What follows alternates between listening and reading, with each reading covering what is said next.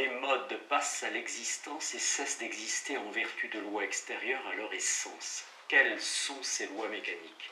Dans le cas de l'étendue, il s'agit en dernière instance des lois de la communication du mouvement. Si nous considérons l'infinité des corps simples, nous voyons qu'ils se groupent à un ensemble infini toujours variable.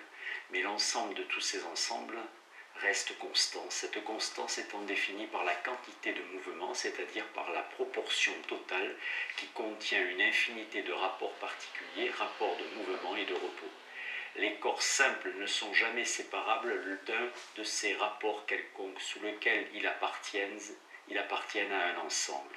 Or, la proportion totale restant toujours constante, ces rapports se font et se défont suivant des lois de composition et de décomposition.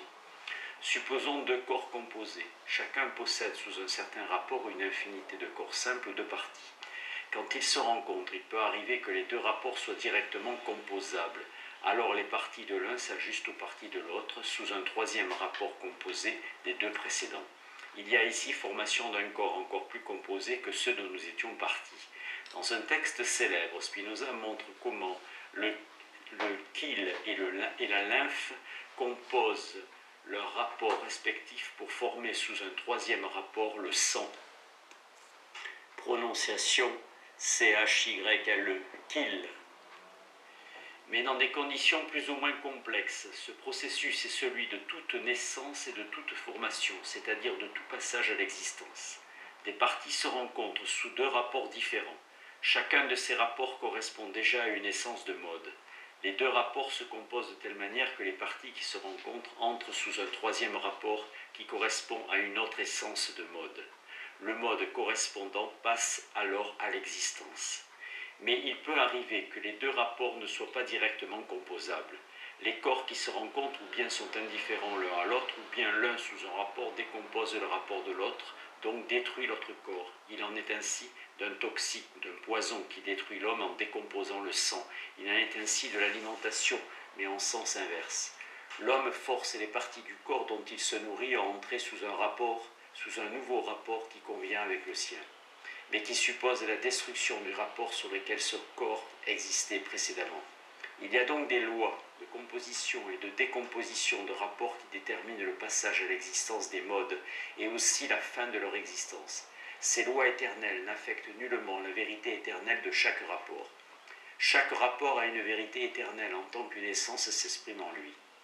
Mais les lois de composition et de décomposition déterminent les conditions sous lesquelles un rapport est effectué, c'est-à-dire subsument actuellement des parties extensives ou au contraire cessent d'être effectuées. C'est pourquoi nous ne devons surtout pas confondre les essences et les rapports, ni la loi de production des essences et la loi de composition des rapports. Ce n'est pas l'essence qui détermine l'effectuation du rapport dans lequel elle s'exprime. Les rapports se composent et se décomposent suivant des lois qui sont les leurs. L'ordre des essences se définit par une convenance totale. Il n'en est pas de même de l'ordre des rapports. Sans doute tous les rapports se combinent-ils à l'infini, mais non pas n'importe comment.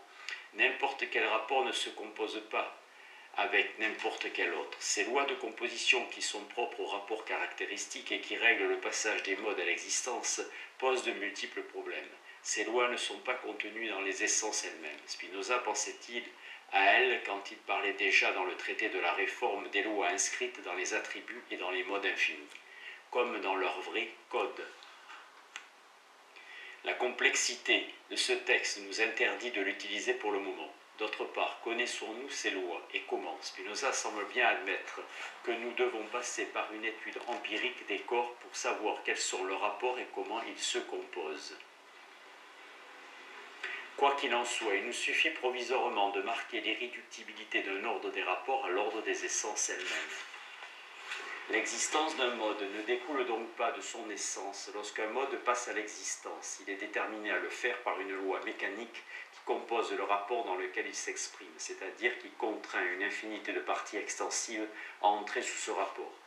Chez Spinoza, le passage à l'existence ne doit jamais être compris comme un passage du possible au réel, pas plus qu'une essence de mode n'est un possible. Un mode existant n'est la réalisation d'un possible. Les essences existent nécessairement en vertu de leur cause. les modes dont elles sont les essences passent nécessairement à l'existence en vertu de causes qui déterminent des parties à entrer sous les rapports qui correspondent à ces essences. Partout la nécessité comme seule modalité de l'être, mais cette nécessité a deux étages. Nous avons vu que la distinction d'une essence et de sa propre existence ne devait pas s'interpréter comme une distinction réelle, pas davantage la distinction d'une essence et de l'existence du mode lui-même. Le mode existence est l'essence même en tant qu'elle possède actuellement une infinité de parties extensives. De même que l'essence existe en vertu de sa cause, le mode lui-même existe en vertu de la cause qui détermine des parties à lui appartenir. Mais les deux formes de causalité que nous sommes ainsi amenés à considérer nous forcent à définir deux types de positions modales, deux types de distinctions modales. Tant que nous considérions les essences de mode, nous les définissions comme des réalités intensives. Elles ne se distinguaient pas de l'attribut. Elles ne se distinguaient pas les unes des autres, sauf sous un type de distinction très spéciale, distinction intrinsèque. Elles n'existaient que comme contenues dans l'attribut, leurs idées n'existaient que comme comprises dans l'idée de Dieu. Toutes les essences étaient compliquées dans l'attribut, c'est sous cette forme qu'elles existaient et qu'elles exprimaient l'essence de Dieu, chacune suivant son degré de puissance. Mais quand les modes passent à l'existence, ils acquièrent des parties extensives, ils acquièrent une grandeur et une durée. Chaque mode dure tant que les parties restent sous le rapport qui le caractérise. Par là, il faut bien reconnaître que les modes existants se distinguent extrinsèquement de l'attribut et se distinguent extrinsèquement les uns des autres. Les pensées métaphysiques définissaient l'être de l'existence comme l'essence même des choses en dehors de Dieu, par opposition à l'être de l'essence qui désignait les choses telles qu'elles sont comprises dans les attributs de Dieu. Peut-être cette définition correspond-elle plus qu'on ne croit à la pensée de Spinoza lui-même. Elle présente à cet égard plusieurs caractères importants. Elle nous rappelle d'abord que la distinction de l'essence et de l'existence n'est jamais une distinction réelle. L'être de l'essence, existence de l'essence, c'est la position de l'essence dans un attribut de Dieu. L'être de l'existence, existence de la chose elle-même, c'est encore une position de l'essence, mais une position extrinsèque, hors de l'attribut. Or, nous ne voyons pas que l'éthique renonce à cette thèse. L'existence d'une chose particulière, c'est la chose même, non plus seulement en tant qu'elle est contenue dans l'attribut, non plus seulement en tant qu'elle est comprise en Dieu, mais en tant qu'elle dure, en tant qu'elle est en relation avec un certain temps et un certain lieu, distincts extrinsèquement. On objectera qu'une telle conception s'oppose radicalement à l'immanence, car du point de vue de l'immanence, les modes en passant à l'existence ne cessent pas d'appartenir à la substance et d'être contenus en elle. Ce point est tellement évident qu'il faut chercher plus loin. Spinoza ne dit pas que les modes existants cessent d'être contenus dans la substance, mais qu'ils ne sont plus seulement contenus dans la substance ou dans l'attribut. La difficulté se résout aisément si nous considérons que la distinction extrinsèque est encore et toujours une distinction modale. Les modes ne cessent pas d'être des modes quand ils sont posés hors de l'attribut, car cette position extrinsèque est purement modale et non substantielle. Si l'on nous permet un rapprochement accidentel avec Kant, on se souviendra que Kant explique que l'espace est la forme de l'extériorité, mais que cette forme d'extériorité n'est pas moins intérieure au moi que la forme d'intériorité. Elle présente des effets comme extérieurs à nous-mêmes, et comme extérieurs les uns aux autres sans aucune illusion, mais elle-même nous est intérieure et nous reste intérieure. Kant, dans la critique de la raison pure, la matière est une espèce de représentation, intuition qu'on appelle extérieure, non parce qu'elle se rapporte à des objets extérieurs en soi, mais parce qu'elle rapporte les perceptions à l'espace où toutes choses existent les unes en dehors des autres, tandis que l'espace lui-même est en nous. L'espace lui-même, avec tous ces phénomènes comme représentation, n'existe qu'en moi. Dans cet espace, pourtant, le réel ou la matière de tous les objets de l'intuition extérieure m'est donné véritablement et indépendamment de toute fiction. De même, chez Spinoza, dans un tout autre contexte, à un tout autre objet, la quantité extensive n'appartient pas moins à l'attribut que la quantité intensive, mais elle est comme une forme d'extériorité proprement modale. Elle présente les modes existants comme extérieurs à l'attribut, comme extérieurs les uns aux autres. Elle n'en est pas moins contenue ainsi que tous les modes existants dans l'attribut qu'elle modifie. L'idée d'une distinction modale extrinsèque ne contredit nullement le principe de l'immanence. Dès lors, que signifie cette distinction modale extrinsèque?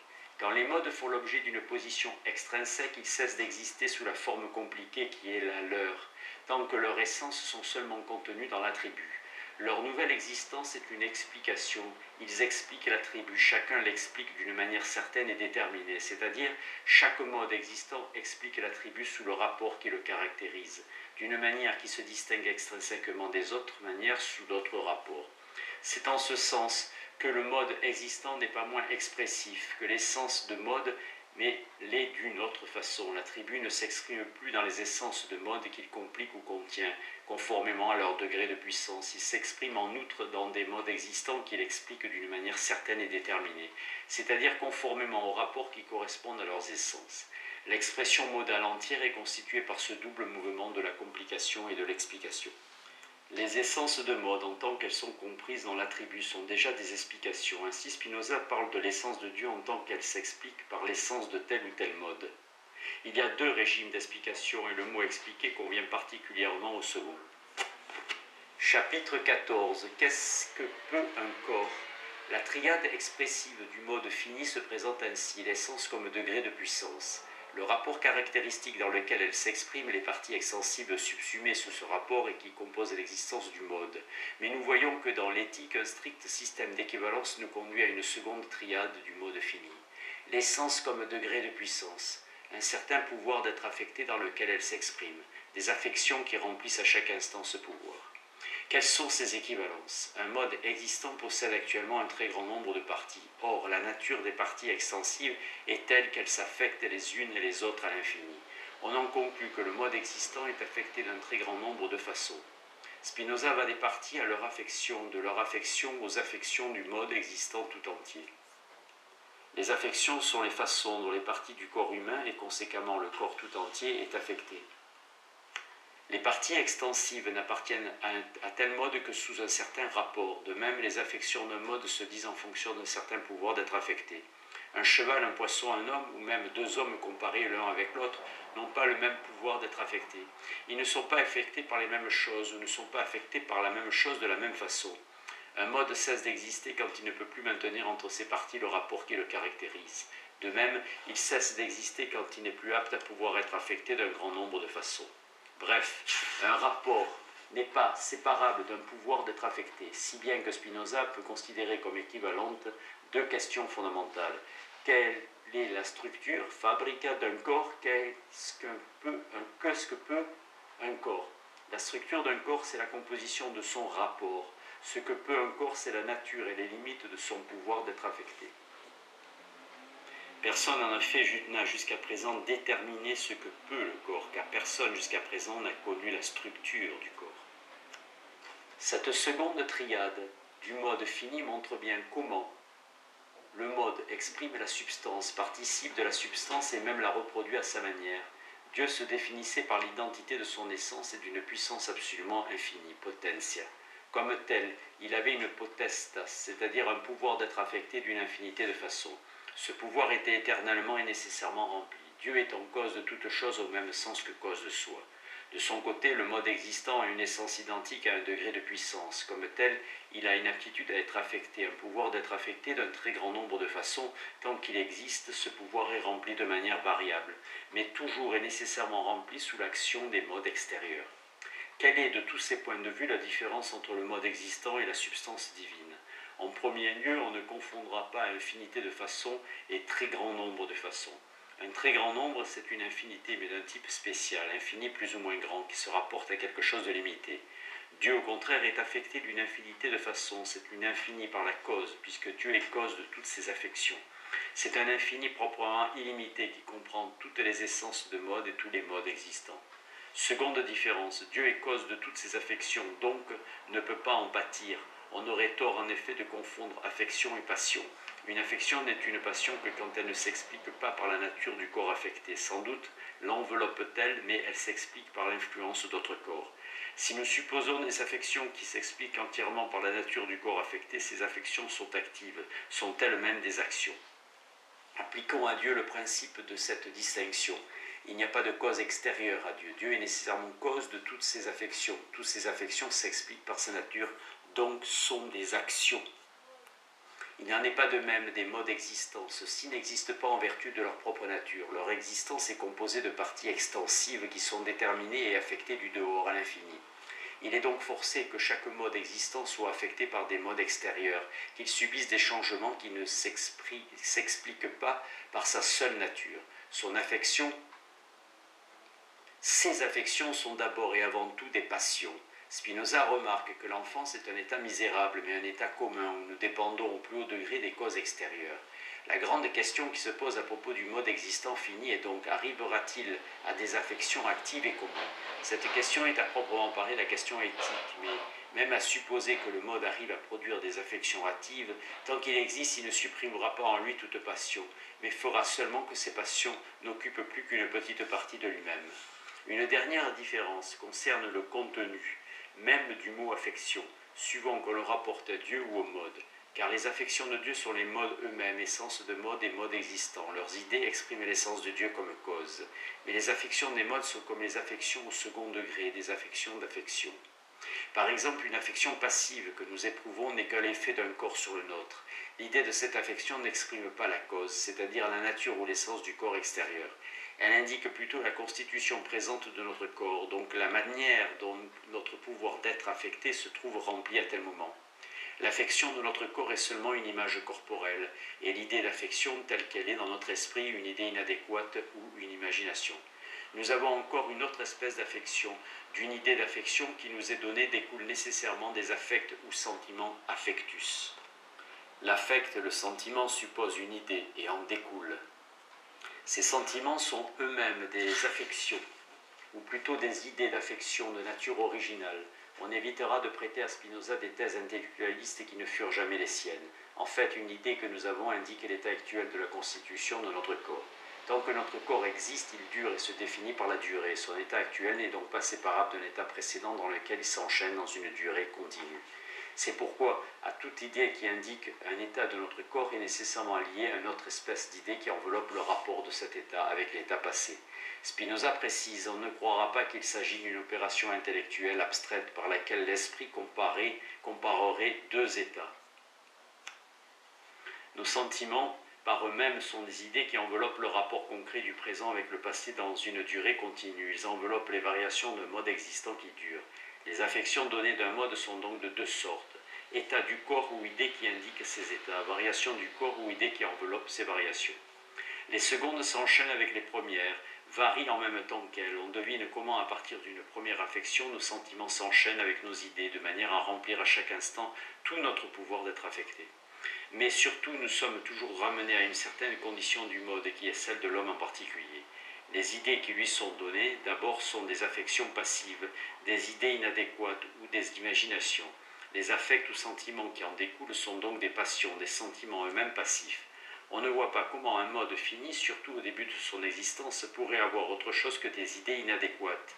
On ne voit pas dès lors comment il pourrait éprouver autre chose que des sentiments passifs. Le lien des deux est bien marqué par Spinoza. L'idée inadéquate est une idée dont nous ne sommes pas cause. Elle ne s'explique pas formellement par notre puissance de comprendre. Cette idée inadéquate est elle-même cause matérielle et efficiente d'un sentiment. Nous ne pouvons donc pas être cause adéquate de ce sentiment. Or, un sentiment dont nous ne sommes pas cause adéquate est nécessairement une passion. Adéquat et inadéquat qualifient d'abord des idées, mais en second lieu, ce sont les qualifications d'une cause. Nous sommes cause adéquate d'un sentiment qui suit d'une idée adéquate que nous avons. Notre pouvoir d'être affecté se trouve donc rempli dès le début de notre existence par des idées inadéquates et des sentiments passifs. Un lien aussi profond se vérifierait entre des idées supposées adéquates et des sentiments actifs. Une idée adéquate en nous se définirait formellement comme une idée dont nous serions cause. Elle serait cause matérielle et efficiente d'un sentiment. Nous serions cause adéquate de ce sentiment lui-même. Or, un sentiment dont nous sommes cause adéquate est une action. C'est en ce sens que Spinoza peut dire « Dans la mesure où notre esprit a des idées adéquates, il est nécessairement actif en certaines choses, et dans la mesure où il a des idées inadéquates, il est nécessairement passif en certaines choses. Les actions de l'esprit naissent des seules idées adéquates, et les passions dépendent des seules idées inadéquates. » Dès lors, la question proprement éthique se trouve liée à la question méthodologique. Comment arriverons-nous à être actifs? Comment arriverons-nous à produire des idées adéquates? On peut déjà pressentir l'importance extrême d'un domaine de l'éthique, celui des variations existentielles du mode fini, variations expressives. Ces variations sont de plusieurs sortes et doivent s'interpréter à plusieurs niveaux.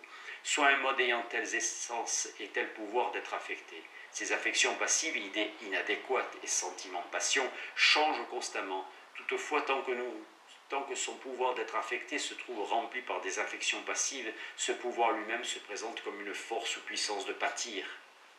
On appelle puissance de pâtir le pouvoir d'être affecté en tant qu'il se trouve actuellement rempli par des affections passives. La puissance de pâtir du corps a pour équivalent dans l'âme la puissance d'imaginer et d'éprouver des sentiments passifs. Supposons maintenant que le mode, à mesure qu'il dure, arrive à remplir, au moins partiellement, son pouvoir d'être affecté par des affections actives. Sous cet aspect, ce pouvoir se présente comme force ou puissance d'agir. La puissance de comprendre ou de connaître est la puissance d'agir propre à l'âme. Mais précisément, le pouvoir d'être affecté reste constant, quelle que soit la proportion des affections passives et des affections actives. Nous arrivons donc à l'hypothèse suivante. La proportion des affections passives et actives serait susceptible de varier pour un même pouvoir d'être affecté. Si nous arrivons à produire des affections actives, nos affections passives diminuent d'autant. Tant que nous restons dans des affections passives, notre puissance d'agir est empêchée d'autant. Bref, pour une même essence, pour un même pouvoir d'être affecté, la puissance de pâtir et la puissance d'agir seraient susceptibles de varier en raison inversement proportionnelle. Toutes deux constituent le pouvoir d'être affecté dans des proportions variables. Le pouvoir d'être affecté se définit comme l'aptitude d'un corps aussi bien à pâtir qu'à agir. Plus un corps est apte par rapport aux autres et à agir et à pâtir de plus de façons à la fois, plus le corps est rendu apte à être affecté et à affecter d'autres corps de plusieurs façons. En second lieu, il faut faire intervenir un autre niveau de variation possible, car le pouvoir d'être affecté ne reste pas constant toujours, ni sous tous les points de vue. En effet, Spinoza suggère que le rapport qui caractérise un mode existant dans son ensemble est doué d'une sorte d'élasticité. Bien plus, sa composition passe tant de moments et aussi de sa décomposition qu'on peut presque dire qu'un mode change de corps ou de rapport en sortant de l'enfance et en entrant dans la vieillesse. Croissance, vieillissement, maladie, nous avons peine à reconnaître un même individu. Et encore, est-ce bien ces mêmes individus? Ces changements insensibles ou brusques dans le rapport qui caractérise un corps, nous les constatons aussi dans son pouvoir d'être affecté, comme si pouvoir et rapport jouissaient d'une marge, d'une limite dans laquelle ils se forment et se déforment. Il arrive parfois qu'un homme subit de tels changements que je ne dirais pas aisément qu'il est le même. C'est ce que j'ai entendu raconter de certains poètes espagnols, et si cela semble incroyable, que dirons-nous des enfants? Un homme d'âge avancé croit leur nature si différente de la sienne qu'il ne pourrait se persuader qu'il n'a jamais été enfant s'il se conjecturait de lui-même d'après les autres. Certains passages de la lettre à Meyer prennent ici tout leur sens, qui font allusion à l'existence d'un maximum et d'un minimum. Précédemment, nous avons fait comme si la puissance de pâtir et la puissance d'agir formaient deux principes distincts dont l'exercice était inversement proportionnel pour un même pouvoir d'être affecté. Et c'est vrai, mais seulement dans le cadre des limites extrêmes de ce pouvoir. C'est vrai tant que nous considérons les affections abstraitement sans considérer concrètement l'essence du mode affecté. Pourquoi nous sommes au seuil d'un problème qui trouve son développement chez Leibniz aussi bien que chez Spinoza. Ce n'est pas par hasard que Leibniz, à sa première lecture de l'éthique, déclare admirer la théorie des affections chez Spinoza, la conception spinoziste de l'action et de la passion. Plus qu'à une influence de Spinoza sur Leibniz, il faut penser à une coïncidence dans le développement de leurs philosophies respectives. Les notes de Leibniz témoignent d'un intérêt constant pour la théorie de l'action et de la passion chez Spinoza. Leibniz s'exprimera souvent dans des termes analogues à ceux de Spinoza. Cette coïncidence est d'autant plus remarquable. À un certain niveau, Leibniz présente la thèse suivante. La force d'un corps, dite force dérivative, est double. Elle est force d'agir et force de pâtir, force active et force passive. La force active reste morte ou devient vive suivant les obstacles ou les sollicitations qu'elle rencontre, enregistrées par la force passive. Mais à un niveau plus profond, Leibniz demande, la force passive doit-elle être conçue comme distincte de la force active? Est-elle autonome dans son principe? A-t-elle une positivité quelconque? Affirme-t-elle quelque chose? La réponse est seule la force active est réelle en droit, positive et affirmative. La force passive n'affirme rien, n'exprime rien sauf l'imperfection du fini. Tout se passe comme si la force active avait hérité de tout ce qui est réel, positif ou parfait dans le fini lui-même. La force passive n'est pas une force autonome, mais la simple limitation de la force active. Elle ne serait pas une force sans la force active qu'elle limite, elle signifie la limitation inhérente à la force active, et finalement la limitation d'une force encore plus profonde, c'est-à-dire d'une essence qui s'affirme et s'exprime uniquement dans la force active en tant que telle. Spinoza aussi présente une première thèse. La puissance de pâtir et la puissance d'agir sont deux puissances qui varient corrélativement, le pouvoir d'être affecté restant le même. La puissance d'agir est morte ou vive, Spinoza dit empêcher ou aider, suivant les obstacles et les occasions qu'elle trouve du côté des affections passives. Mais cette thèse vraie physiquement n'est pas vraie métaphysiquement. Chez Spinoza, déjà à un niveau plus profond, la puissance de pâtir n'exprime rien de positif. Dans toute affection passive, il y a quelque chose d'imaginaire qui l'empêche d'être réel. Nous ne sommes passifs et passionnés qu'en raison de notre imperfection, par notre imperfection même, car il est certain que l'agent agit par ce qu'il a et que le patient pâtit par ce qu'il n'a pas. Le pâtir dans lequel l'agent et le patient sont distincts est une imperfection palpable. Les passions ne se rapportent à l'esprit qu'en tant qu'il a quelque chose qui enveloppe une négation. Nous pâtissons d'une chose extérieure distincte de nous-mêmes. Nous avons donc nous-mêmes une force de pâtir et une force d'agir distincte. Mais notre force de pâtir est seulement l'imperfection, la finitude ou la limitation de notre force d'agir en elle-même. Notre force de pâtir n'affirme rien parce qu'elle n'exprime rien du tout. Elle enveloppe seulement notre impuissance, c'est-à-dire la limitation de notre puissance d'agir. En vérité, notre puissance de pâtir est notre impuissance à notre servitude, c'est-à-dire le plus bas degré de notre puissance d'agir. D'où le titre du livre 4 de l'éthique, de la servitude de l'homme. La puissance d'imaginer est bien une puissance ou une vertu, dit Spinoza, mais le serait encore plus si elle dépendait de notre nature, c'est-à-dire si elle était active au lieu de signifier seulement la finitude ou l'imperfection de notre puissance d'agir, bref, notre impuissance. Nous ne savons pas encore comment nous arriverons à produire des affections actives, nous ne savons donc pas quelle est notre puissance d'agir, et pourtant nous pouvons dire ceci: la puissance d'agir est la seule forme réelle, positive et affirmative d'un pouvoir d'être affecté. Tant que notre pouvoir d'être affecté se trouve rempli par des affections passives, il est réduit à son minimum et manifeste seulement notre finitude ou notre limitation.